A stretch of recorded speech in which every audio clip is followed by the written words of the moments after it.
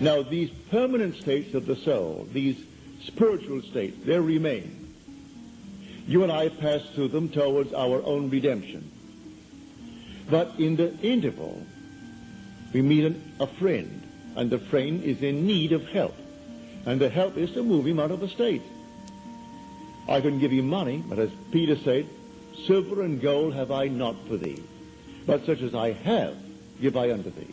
And he creates a state, and takes the man from being a beggar, who's always begging on the corner, and puts him into a state where he jumps up with joy. He's now employed, not begging for money. So he didn't give him coins, he simply gave him a new state of consciousness. So I take you as an individual. I represent you to myself as the one that you would like to be. The one that I, if I were in your state, would like to be. I make it fit within what is known as the golden rule. I do unto others as I would have them do unto me.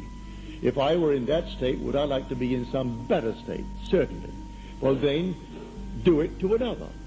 And so if he asks it of you, you simply represent him to yourself as being gainfully employed, or if he is unwell, as being well, or if he is not, if he wants to be married and he can't find the proper mate, then in your mind's eye you assume that he has found the proper mate. Whatever it is that is a normal, natural request that is not in conflict with your own moral, ethical code. And you create a state. This state, then you lift your individual into that state. Well, how do I do it? I carry on a conversation mentally with that friend from the basis that he is in that state. He tells me how happy he is with his new job and how much he is making. I see him in my mind's eye radiant. Well then, am I self-persuaded that this imaginal act is a fact? Do I really believe in the reality of what I've done?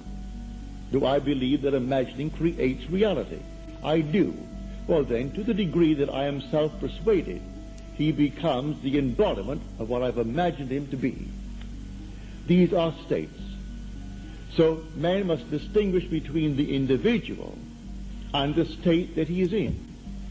So Blake said, I do not consider the just or the wicked to be in a supreme state, but to be every one of them states of the sleep into which the soul may fall in its deadly dreams of good and evil, when it left paradise following the serpent of generation. So we came down to experience death, for this is a world of death, where everything appears, it waxes, it wanes, and it disappears.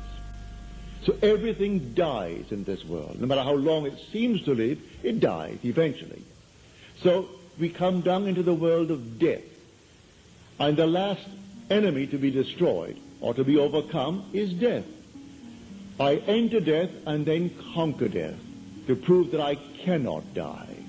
I am an immortal being, for I am all imagination.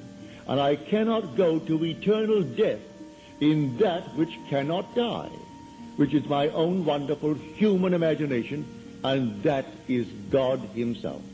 There is no other God. He actually became as I am, that I may be as he is. So God became man. He's not pretending that he's a man. You can't pretend and influence anything here. You've got to completely become man and forget you are God. And that's what you've done. You are the God who became humanity, that humanity may become God. So these are states. If man knows it, well then he can forgive every being in this world for what he has done, because he only expressed the state into which he unwittingly fell. He could fall into the state of being a thief and enjoy that state. He thinks he's doing fine, much better than if he went to work every morning and pushed a little button. He's making more, so he thinks he's fine. Then comes the inevitable consequences of that state. Is he willing to pay the price of going into that state? Well, usually he is unwilling. He doesn't regret the state. He wonders, what did I do wrong to be caught? There isn't a thief in this world who is regretful of the fact that he was a thief? No. What did I do wrong? So when I do it again, I must be more aware of what I did formerly that took me into the arms of the law. They're only regretting what they did wrong, and they're trying to find out what they did wrong. It's a state. So everyone in this world is in a state. If I know that, I can lift him out of the state if he requests it. I don't go around looking for people to lift them out. If anyone requests it, it's a very simple technique. You ask of me something that I would ask of you, were I in your state. And so, you ask it of me. What does it cost? Nothing. You're told, come, eat, buy wine, buy milk without money, without price. It costs nothing. You simply create the state. And the state that you create, you put your friend into it. What would it be like if it were true? What would the feeling be like if he really could tell me now that he is the man or she is the woman that they would like to be? Well, then persuade myself that they're telling it to me. Listen as though I'm hearing their voice. See them as though I'm actually seeing them in the flesh. And then go my business. Go about my way. Confident that that thing that I did will work. So Blake said, I had dinner last night with Isaiah and dinner with Ezekiel. And I asked them, does a firm persuasion that a thing is so make it so? And they said yes. In ages of imagination. But today, few are capable of imagination of anything. If you can actually believe in the reality of your own imaginal act, then these things will become facts in your world. But they are states.